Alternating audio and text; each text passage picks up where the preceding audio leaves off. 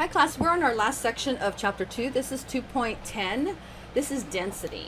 So density compares the mass of an object to its volume. So it's a ratio of mass over volume. And there are units for mass and there are units for volume. Mass is grams and volume is either centimeters cubed for solids, or density or liquids is mils. Remember, 1 mil equals 1 centimeter cubed. So you can use these interchangeably. And sometimes you will be asked a question in one unit and you'll have to answer it in the other unit.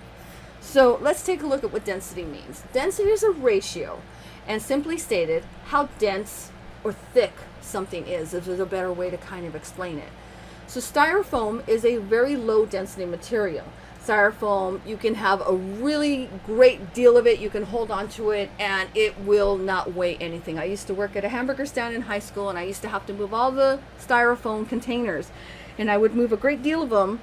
Because they're so light, I could just grab a whole bunch of them. Couldn't see as I was walking, but I could grab a bunch, so I didn't have to make multiple trips.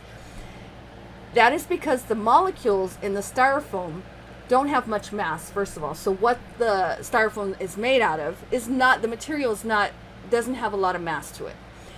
And there's a lot of space between the atoms. So air can go through. It's very light because of this. It's very spaced out. Think of holding hands in a row of people and holding hands with just the tip of your fingers touching. There's a lot of air that can go through and allows this to be very light. Now a brick is very heavy. It is very dense. That's because the molecules that make it up, one, the rock has a lot more mass to it. What is the mass? Remember the thickness? And the molecules or atoms are packed very, very close together. Think of an elevator shoved with people, just shoved to the top with people. It is very dense in there. It's very uncomfortable. It's very packed. That is why a brick is so much denser than what a styrofoam is. And you can tell when you hold them in your hands which is heavier than the other. So here's an example of what I'm talking about. You can have the same mass of brick and the same mass of styrofoam, and you will need way more styrofoam in either to match the density of the brick, or you can even just look at the volume of these. And you can see this is very low density. The molecules are very spaced out, allows a lot of air, but density in the brick, there's not a lot of room for anything else, and that makes it very, very dense, very thick compared to what is in the styrofoam. And because there's a greater mass to it, this makes it even more denser. It's a lot heavier, like I said, if you hold both in your hands, than the styrofoam, because the mass of the styrofoam does not equal the mass of what is made out of the brick. So density, we can figure, this is a good visual to show you density and different values in density. So if an object floats on water, it means that it is lighter than water. It's less dense than water. If it sinks, it is heavier than water. It's more dense than water. And when you put values to this, it makes it easier to understand. So in this case, if you look at water, water is 1.00 grams per mil. This is the mass, this is the volume. Anything that sinks goes straight to the bottom. It goes straight to the bottom because it's way heavier or more dense than water. Now ice is still water, but it's in a different form. And ice is in a solid form, and it's actually lighter than liquid water. That's why ice floats at the top of your drink if you had water. But it's only just a little bit, so that's why it's not completely at the top, but it's not at the bottom.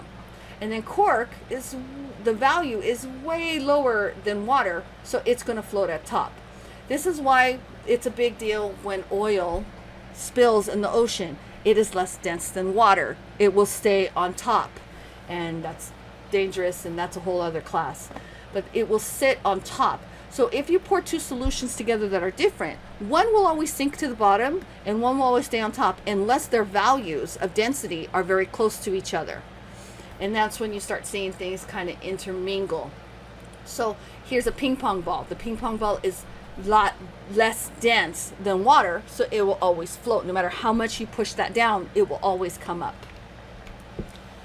So now let's take a look at the formula. Formula for density is mass over volume. If you look at it in units, it's grams over centimeters cubed or grams over mils. 1 mil equals 1 centimeters cubed. They are interchangeable. So if you needed to find density, then you would plug in the mass value and the volume value, and that would give you density, and it should always be 2 units, one on top of the other. Now, let's say you wanted mass. If you want mass, then you have to rearrange this to get mass. And if you do this right, you have grams over mils. Mils will cancel out with the volume that you are multiplying and leave you with mass. Let's say you want volume. Then volume you isolate away and you rearrange it in mass over density. You have grams over grams per mil. The grams will cancel out and leave you mils. This is something you should be very comfortable with doing, and this is why I highly stress always writing units, because when you don't understand a problem, look at the units. The units will usually help you determine what it is you're looking at.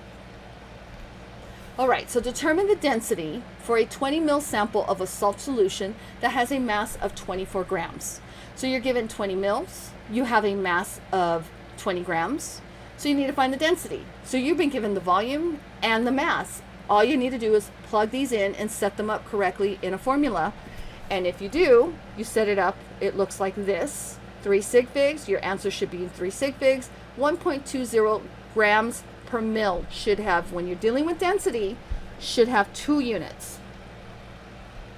All right, calculate the mass of 41.0 mils of mercury, and the density of mercury is given to you as 13.53 grams per mil. So this is very heavy. This is very dense. Remember, water is 1.00. So you're given a volume of 41.0 mils, and you have a density, but you need to figure out the mass. So you're going to need to rearrange this in order to get mass. And remember, mass is 1 unit. It should end with grams, and the other units should cancel out.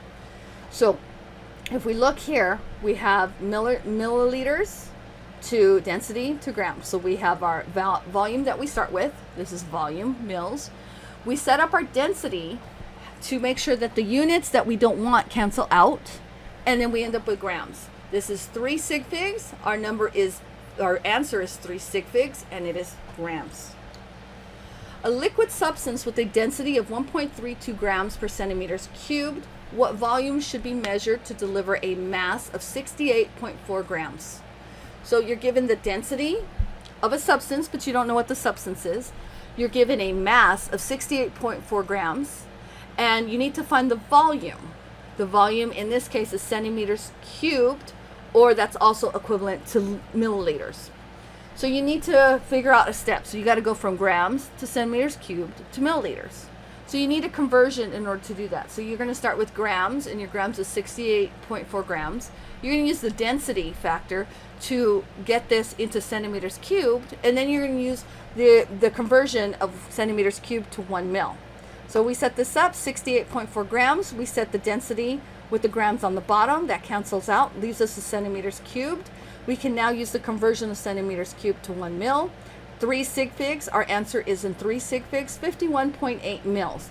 Now what this means is that you would actually have to measure out 51.8 mils to obtain a 68 grams of the liquid.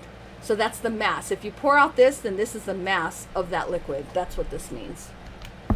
Here are some common densities that you can take a look at, and the mass, and you can remember water is at 1.0. So you can see anything after that's going to sink, and anything above it's either going to stay close to it or stay at the top. Okay.